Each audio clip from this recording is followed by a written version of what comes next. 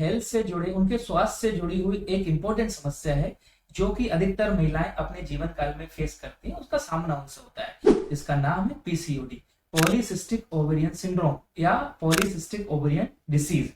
अधिकतर महिलाएं अपने जीवन काल में इस बीमारी का सामना करती हैं। आज हम इस बारे में चर्चा करेंगे कि महिलाओं को पीसीओडी क्यों होता है, उससे क्या क्या समस्याएं उनको फेस करनी पड़ती हैं और इस पीसीओडी का निदान क्या है।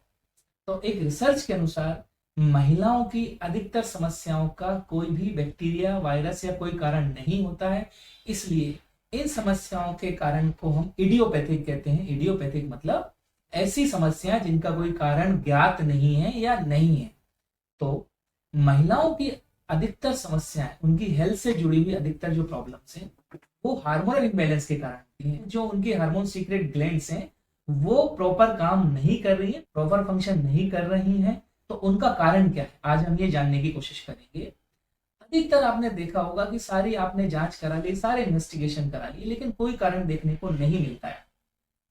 आखिरी में जब आप सोनोग्राफी कराते हैं तो उसमें लिखा आ जाता है पीसीओडी, पॉलीसिस्टिक ओवरियन डिसीज। इसमें क्या होता है, महिला की ओवरी में छोटी छोटी कुछ गठान बन जाती हैं, उसके कारण उनको बहुत सारी समस्याएं पैदा होती हैं।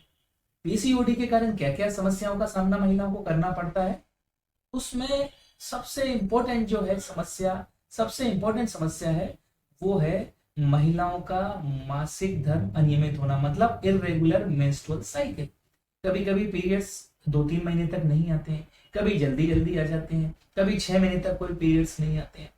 पीरियड्स नहीं आते, उसके अलावा फीमेल्स में मूड स्विंग्स, ये सेकंड इंपॉर्टेंट कैरेक्टर है। पहला abnormal periods, the second important thing is mood swing. उसके बाद फीमेल्स का वेट गेन होने लगता है, एबनॉर्मल वेट गेन होने लगता है। कभी कभी फेस पे एबनॉर्मल हेयर्स आने लग जाते हैं, और भी बहुत सारे कारण होते हैं। ये सब मिलके कारण आगे जाके इनफर्टिलिटी का कॉज कराते हैं। मतलब जब महिलाओं का मासिक धर्म प्रॉपर नहीं होता, रेगुलर नहीं होता, तो आगे जाके ये बांझपन का कारण बनते हैं, जिसको हम इनफर्टिलिटी और से देखने में समस्या एक बड़ी समस्या लगती है, लेकिन इन समस्याओं का कोई कारण नहीं होता। इसका कारण है सिर्फ इतना है कि फीमेल्स का जो इंटरनल एनवायरनमेंट है, उसकी मानसिक स्थिति, उसकी फिजिकल स्थिति, वो सडनली चेंज होने लग जाती है। क्यों ऐसा हुआ है, उसके 2-3 इंपॉर्टेंट कारण रिसर्च में देखने को मिले हैं। इसमें सबसे इंपॉर्टेंट कारण है लाइफ स्टाइल, जो कि एबनॉर्मल लाइफ स्टाइल फीमेल की रहती है। द सेकंड स्ट्रेस, बहुत इंपॉर्टेंट है मेंटल स्ट्रेस। जैसा कि आप सभी जानते हैं या आप इंटरनेट पे सर्च करते हैं, आप सबको मालूम होता है कि हार्मोन्स जो हैं, ग्लैंड से जो हार्मोन सीक्रेट होते हैं, बहुत प्रकार के हार्मोन जो कि शरीर को कंट्रोल करते हैं, वो सब दिमाग से रिलेटेड होते हैं। मतलब उनका कंट्रोल या सुपर पावर, जिनको कंट्रोल पावर कहते हैं, वो दिमाग में होता है, जिसको हम कहते हैं न्यूरो एंडोक्राइन सिस्टम। जितने भी अधिकांशतः हार्मोन होते हैं, उनका कंट्रोल दिमाग की ग्रंथियों को, ऐसा आप मान के चले।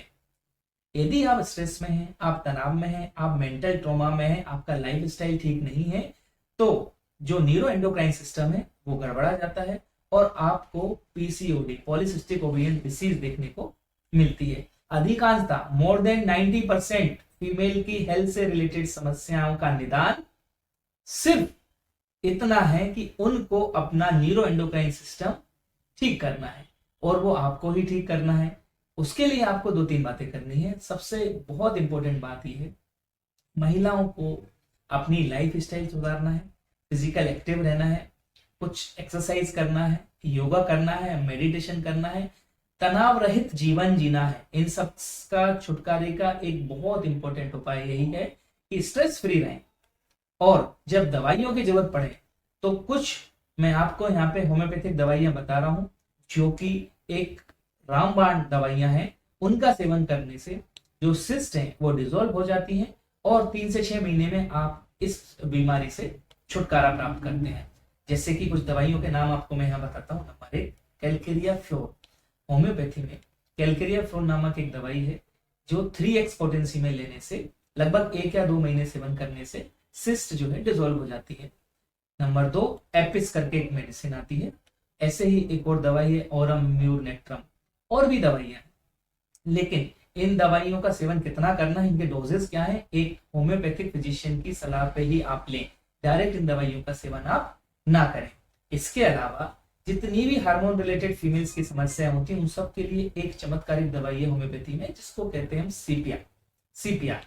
10 एम पोटेंसी में सिर्फ सिंगल डोज लेना है, और वो रिपीट कब करना है ये आप किसी होम्योपैथिक फिजिशियन से सलाह लें और उसके बाद ये शुरू करें। इसके अलावा फीमेल से की हेल्थ से रिलेटेड जितने भी इश्यू हैं हम डिस्कस करेंगे। आपको कोई भी क्वेरी है, कुछ और जानना है तो मुझे डीएम करें। Thank you very much.